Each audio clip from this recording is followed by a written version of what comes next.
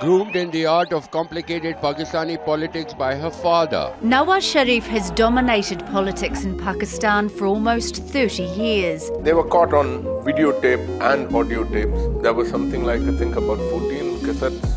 In fact, it was not me who had hidden the cameras, it was the intelligence bureau. They managed all these things. And basically, it was their operation, and the name Midnight Recalls Operation was assigned by Masood Sharik, the former DGIB. Do you think there's going to be double standards where guilty people are free?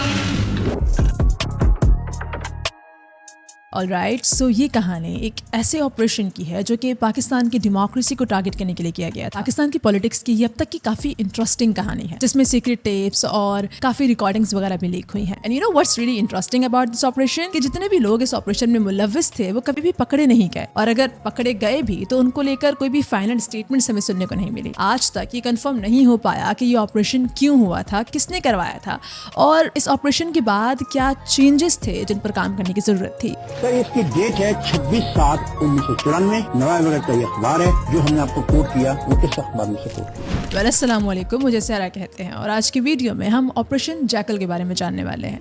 ये जानने की कोशिश करेंगे कि आखिर कोई operation क्या था और इसे एक कंस्पिरेसी थ्योरी की तरह क्यों ट्रीट किया जा रहा था। They find suitable, they did it. And initially it was in the, I think, in one of the ACs, in air conditioner, and the second time it was in a clock. You know, her story का एक hero होता है, different fights होती हैं, और mostly villains के against ही hero लड़ रहा होता है, लेकिन कई मरतबा स्टोरी का हीरो एक सिस्टम के खिलाफ लड़ रहा होता है, और हमारी कहानी में कुछ उसी टाइप का एक मेन कैरेक्टर या फिर हीरो है। And yes, this main character isn't a man. ये कहानी है 1988 के पाकिस्तान की, जब पाकिस्तान में मिलिट्री डिक्टेटरशिप को 10 साल हो चुके थे जनरल ज़ियाउल हक के रूल में। That justice must be done. And nobody is above the law according to my conviction. इस टाइम पर जो भी आवाज़ें जनरल ज़ियाउल हक के खिलाफ उठती थी उन्हें दबा दिया जाता था। जर्नलिस्ट जेल में जा चुके थे, और कोल्ड वॉर में भी पाकिस्तान ने अपनी जगह बना ली थी। China has been giving us a good deal of military hardware. हाँ, वही कोल्ड वॉर जिसका पाकिस्तान से कोई दूर दूर तक लेना देना नहीं था, लेकिन जस्ट फॉर फ्यू डॉलर्स हम कोल्ड वॉर का हिस्सा बन चुके थे। And if this war was anyone's war, it was Zia al-Haq's war. He is the person who made every critical decision about the war. अब जिया के हिसाब से सब कुछ काफी परफेक्टली चल रहा था, लेकिन पाकिस्तान एक ऐसी कंट्री जो कि डेमोक्रेसी के नाम पर बनी थी, उसमें दूर दूर तक डेमोक्रेसी दिखाई नहीं दे रही थी। आज सुबह आपने खबरों में सुन लिया होगा कि अफवाज पाकिस्तान ने मुल्क का नज़्म-ओ-नस्क बहाल लिया है। Just because there happen to be a martial law, the military government can or will influence the court is totally wrong. We are totally committed to revive the democratic procedures in this country. और फिर अगस्त 1988 को एक plan crash होता है। Zia is gone. कि सदर मुमलिकत general Mohammad Ziaul हक साहब का आज से पहर हवाई हादसे में इंतकाल हो गया।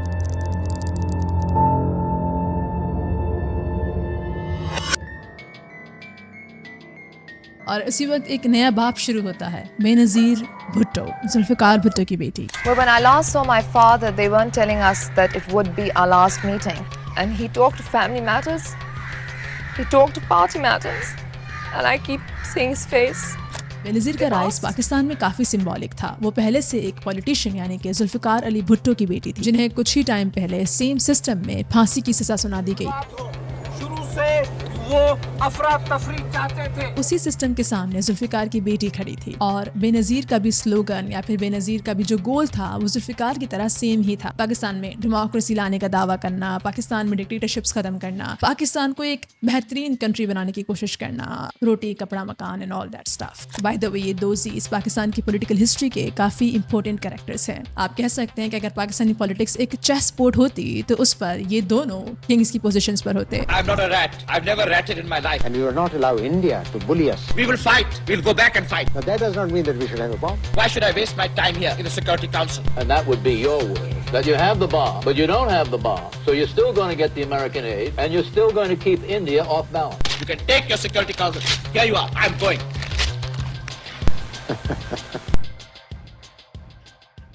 बेनज़ीर सिर्फ 35 साल की थी, यंग, ऑक्सफोर्ड एजुकेटेड, एलोक्वेंट और क्रिस्मेटिक। जब वो अपनी स्टडीज़ वगैरह कंप्लीट कर दोबारा पाकिस्तान आई तो यूथ, स्पेशली वुमेन, बेनज़ीर से काफ़ी ज़्यादा फैसिनेटेड थी। When one is the Prime Minister's child, when the spotlight is there, one can be a little bit spoiled. Pakistan की पॉलिटिकल हिस्ट्री में काफ़ी मज़ेदार फिनोमेना ये भी है कि जब भी कोई नया लीडर आता है किसी भी यूनिक पर्सनालिटी के साथ या फिर किसी यूनिक मैसेज के साथ, तो आवाम उसे अपना हीरो मानने लगती है। इसे साइकोलॉजिकल, फिलोसफिकल या फिर सोशो पॉलिटिकल थ्योरीज में मसीहा कॉम्प्लेक्स कहा जाता है। हमने ना ये मसीहा complex different Pakistani political leaders के दौर में देखा है। अब चाहे वो बेनज़ीर भुट्टो हो जो कि ईस्ट की बेटी कहलाती थी, इमरान खान का नया पाकिस्तान, एमटीएम के लीडर अल्ताफ हुसैन जो कि प्रोटेस्ट के थ्रू चेंज लाने की कोशिश कर रहे थे, या फिर जुल्फ़िकार अली भुट्टो जो कि अपने टाइम पर यानी कि 70s के टाइम पर एक मसीहा बनकर आए थे पाकिस्तान के लिए। सो बिल्कुल जुल्फ़िकार अली भुट्टो के बाद आवाम में जो पॉपुलैरिटी बेनज़ीर को मिली थी उसके पीछे का एक रीज़न मसीहा कॉम्प्लेक्स भी था। अब ज़ियाउल हक की डिक्टेटरशिप खत्म होने के बाद पाकिस्तान में फाइनली फेयर इलेक्शंस किए जाते हैं, ऐसा कहा जाता है, और फिर इन इलेक्शंस के बाद पीपीपी की बेनज़ीर को प्राइम मिनिस्टर चूज किया जाता है। ज़ाहिर है वो वोट्स जीत जाती हैं। Partially American educated, Benazir Bhutto was sworn in today as Prime Minister of Pakistan. She's the first woman leader of a Muslim nation. The face of Pakistan's government tonight, Benazir Bhutto, the first woman to head a Muslim government, prompting many to wonder just how long she can last. इस वक्त तक सब कुछ काफ़ी normal चल रहा था क्योंकि पीपीपी की हुकूमत थी, बेनज़ीर रोटी कपड़ा मकान और वही सब वादे कर रही थी और आवाम को एक नई लीडर मिल चुकी थी। I was articulate in communications, but I think the biggest failure of our government was its inability to put across its achievements. Benazir का ओवरऑल राइस काफ़ी क्रेजी था और इसके ऊपर हम डिफरेंट वीडियो में डिटेल में बात कर सकते हैं। बट जस्ट इमेजिन दिस, एक 30 साल के करीब औरत जिसके फादर को सेम सिस्टम की तरफ से फांसी दी गई थी एस्टैब्लिशमेंट वगैरह के खिलाफ आवाज़ उठाने की वजह से, और may be for other reasons, वो सेम एस्टैब्लिशमेंट या फिर वो सेम सिस्टम के खिलाफ खड़ी होती है और उसी सेम सिस्टम को चैलेंज करती है। यस, आई गेट इट, ये काफ़ी ज़्यादा फिल्मी और इमोशनली ड्रामेटिक है एंड पाकिस्तानी पॉलिटिक्स में कई स्टोरीज आपको सिमिलर मिल जाएंगी, लेकिन वो कहते हैं ना कि हर नई रोशनी को अंधेरा पसंद नहीं करता। हाय सी, ये मेरी अपनी लिखी हुई लाइन है, kind of a cringe but सही है। Army chief general Mirza Aslam bag और ISI chief lieutenant general Hamid कुल, ये दोनों बेनज़ीर से खुश नहीं थे। उनका सिविल सुप्रीमेसी का ड्रीम एस्टैब्लिशमेंट के लिए थ्रेट बन गया था। इवन तो उस टाइम के पाकिस्तान के सदर या फिर प्रेसिडेंट गुलाम इसहाक खान भी कुछ ज्यादा खुश नहीं थे बेनज़ीर से, लेकिन बेनज़ीर इन सभी वार्निंग्स को बिल्कुल इग्नोर करते हुए एक बोल्ड मूव लेती हैं। मई 1989 में वो हामिद कुल को आईएसआई से हटा देती हैं। Oh no, you didn't. General Hamid कुल को हटाने के पीछे का बेनज़ीर का रीजन ये था कि वो हार्डलाइन इस्लामिस्ट थे। उनकी जगह बेनज़ीर ने अपना फेवरेट बंदा यानी कि जनरल शमसुद्दीन को लगा दिया था एंड आई गेस सो हमारे पास कोई सच उनकी पिक्चर्स मौजूद नहीं है। आई may be this one would work. मई 1989 में इनको अपॉइंट किया गया था टू अगस्त 1990। अगस्त 1990 में नवाज शरीफ की रूलिंग स्टार्ट हो गई थी, सो he was the prime minister. सो उसके बाद तक इनको हटा दिया गया था because he was appointed by Benazir Bhutto, और ये कोई छोटी बात नहीं थी। इवन एट दैट टाइम ये बेनज़ीर की तरफ से एक बहुत बड़ा बोल्ड मूव था बिकॉज पाकिस्तान में एस्टैब्लिशमेंट को चैलेंज करना मतलब वीगो डाला आपके घर पर।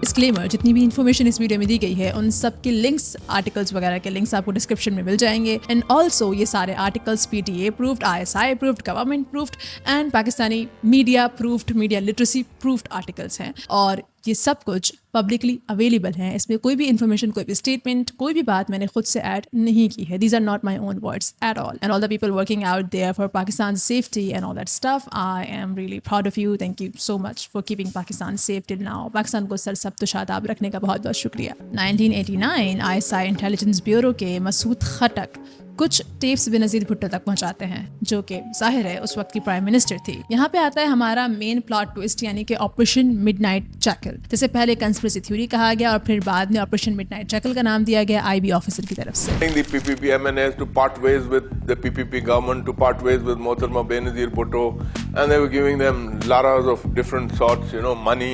ऑपरेशन मिडनाइट जैकल के ऊपर हेरल्ड ने काफी डिटेल आउटलेट लिखा है and I think it would be really helpful अगर आपको सारी इन्फॉर्मेशन جو میں نے اس ویڈیو میں استعمال کی ہے اس کے بارے میں جاننا ہے، سو آپ اس آرٹیکل کو جا کر ریڈ کر سکتے ہو. اٹس اے ہول اسٹوری اور یہ کافی اچھے سے ایکسپلین کی گئی ہے. ایسا کہا گیا کہ یہ آپریشن ایکچولی میں ISI کے انٹرنل پولیٹیکل ونگ کا کیا ہوا تھا، اور اس آپریشن کا مقصد کافی سمپل تھا، اور وہ تھا بے نظیر بھٹو کی گورنمنٹ کو گرانا نو کانفیڈنس ووٹ کے ذریعے. ISI کے پاکستان میں بہت سارے ونگز ہیں، and to be honest about it ہمیں سبھی ونگز کے نام نہیں پتا. Meaning we have like internal wing, external wing, foreign relations wing, joint intelligence X JIX، joint intelligence bureau, joint counter intelligence bureau, S wing, C wing, SS directorate, analysis wing A، strategic and international wing B، counter terror operations CT، signals and technical intelligence T، personnel wing P، information management wing and so on. Of course there are cool mysterious guys out there. So ابھی تک کوئی confirmation نہیں کہ total اس کے کتنے wings ہیں. ان میں سے ایک انٹرنل پولیٹیکل ونگ بھی ہے جس کا کام پاکستان کی پولیٹکس پر نظر رکھنا، just forget about it, Pakistan کو سرسبز و شاداب رکھنا ہے. اب دیکھو اس ٹائم پر بالکل عمران خان والا سین چل رہا تھا، عوام کی طرف سے بے نظیر کو کافی سپورٹ ملا ہوا تھا، اور اسی وجہ سے پوری اپوزیشن بے نظیر کے خلاف تھی. ایون پاکستان کے صدر بھی بے نظیر کے خلاف تھے، تو بے نظیر کو فورس کیا گیا نو کانفیڈنس ووٹ دینے کے لیے. لیکن ساتھ ہی آپریشن جیکل کی صورت میں بے نظیر کے MNAs کو خریدنے کی کوشش کی گئی. گورنمنٹ کو گرانے کے بعد آگے کیا ہوتا ہے وی آل نو دیٹ، سو اس کو ریپیٹ کرنے کی کوئی ضرورت نہیں ہے. اب تک آئی گیس عمران خان کے کیس کے بعد پاکستان میں سبھی کو نو کانفیڈنس ووٹ کے بارے میں پتا ہے، لیکن جن کو نہیں پتا، the nerds out there, let me explain it to you. No confidence vote یعنی کہ غیر اعتمادی کا ووٹ، میننگ جتنے بھی MNAs ہیں، جتنے بھی پارلیمنٹ میں لوگ ہیں، وہ سب ڈیسائیڈ کرتے ہیں کہ جو ابھی کرنٹ گورنمنٹ ہے وہ سب ووٹ کر ہی ڈیسائیڈ کرتے ہیں کہ کرنٹ گورنمنٹ کو as a prime minister stay کرنا چاہیے یا پھر انہیں چھوڑ دینا چاہیے. آسان لفظوں میں بولو تو یہ گورنمنٹ کا طریقہ ہے رولنگ پارٹی کو یہ بولنے کا کہ بھائی تم سے نہ ہو پائے گا. لیکن ہاں اس ٹائم پر بے نظیر کی گورنمنٹ کو گرانے کے بعد Nawaz Sharif next prime minister بننے والے تھے. اب جب نو کانفیڈنس کا سارا سین چل رہا تھا تو پھر سپتمبر 1989 میں ایک فارمر آرمی آفیسر ملک ممتاز کے گھر پر میٹنگز ہوتی ہیں. ان میٹنگز میں شامل ہوتے ہیں PPP کے MNAs جو کہ اچھی خاصی پرائز میں اپنا ووٹ بیچ دیتے ہیں. اس پورے آپریشن کے دو مین کی پلیئرز تھے، major Aamir Khan farmer ISI جو اب FIA میں تھے. لیکن رکو، ہم نے ابھی تک آپ کو امتیاز سے انٹروڈیوس نہیں کروایا. یہ جون 1935 گجرانوالہ کے ایک کشمیری فیملی میں پیدا ہوئے تھے. آرڈینری اپ برنگنگ تھی لیکن فیوچر میں ایکسٹرا آرڈینری رول تھا. اور پھر ملٹری کالج آف انجینئرنگ سے انہوں نے BS ان سول انجینئرنگ کیا 1960s کے ٹائم پر. آرمی کارپس آف انجینئرنگ کے تھرو انہوں نے 1965 اور 1971 کے انڈو پاکستان وار میں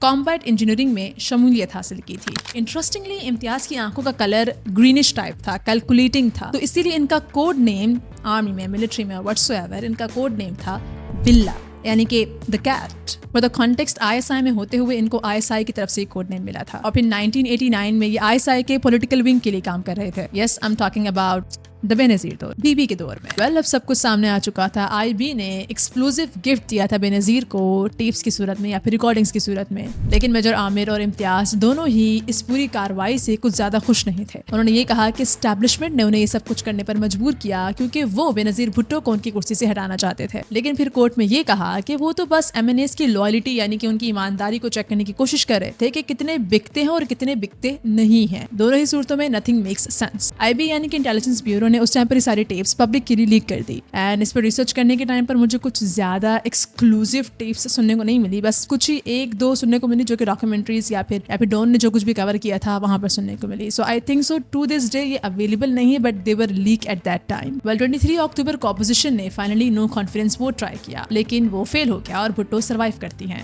لیکن یس بھٹو کچھ ہی ٹائم کے لیے سروائیو کر پاتی ہیں، آخر میں ان کی گورنمنٹ گر جاتی ہے. اینڈ یس بے نظیر کے گورنمنٹ کے گرنے کے ٹائم پر ہمیں کافی زیادہ کیوس دیکھنے کو ملا تھا اور اس پہ اگین ڈیٹیل میں ویڈیو بن سکتی ایکسپلیننگ آل دیٹ اسٹف. سو اس کو ہم یہاں پر کور نہیں کرنے والے. فائنلی اس پورے آپریشن کو لے کر جو ایکشنز لیے گئے اس میں امتیاز اور عامر کو اریسٹ کیا گیا. کورٹ مارشل بھی ہوا. امتیاز کو AMC انسٹیٹیوٹ میں بھیجا گیا اور عامر کو فورسفلی ریٹائر کر دیا گیا. 1990s میں پھر بھٹو کے ڈسمسل کے بعد نواز شریف پرائم منسٹر بنتے ہیں اور وہی امتیاز کو IB کے ڈائریکٹر اور عامر کو FIA میں ڈائریکٹر آف امیگریشن اپوائنٹ کرتے ہیں. Well it says a lot about Nawaz Sharif and his close connections with Imtiaz and Amir. Masood Khattak نے کہا کہ وہ کیڑوں کی طرح رات کے اندھیرے میں آپریشن کر رہے تھے، اسی لیے اس آپریشن کو آپریشن جیکل کا نام دیا گیا. 1994 میں جب بھٹو سیکنڈ ٹرم میں واپس آتی ہیں تو پھر کیس پھر سے کھل جاتا ہے. امتیاز کو ہائی ٹریجن کے لیے اریسٹ کیا جاتا ہے انڈر آرٹیکل 6 جس میں ڈیتھ پینلٹی تک ہو سکتی تھی. میجر عامر غائب ہو جاتے ہیں، رپورٹڈلی ثوابی کے ایک مدرسہ میں چھپ جاتے ہیں اور some thing.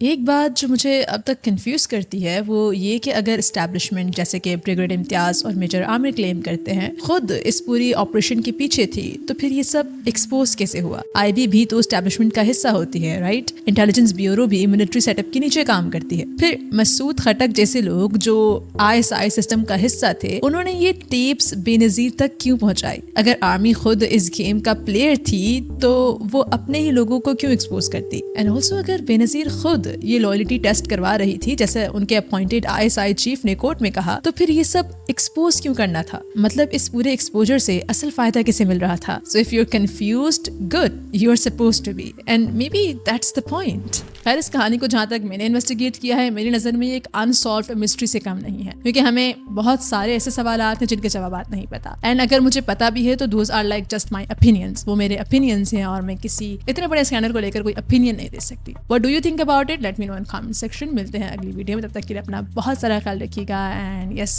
Thanks for watching. اللہ حافظ.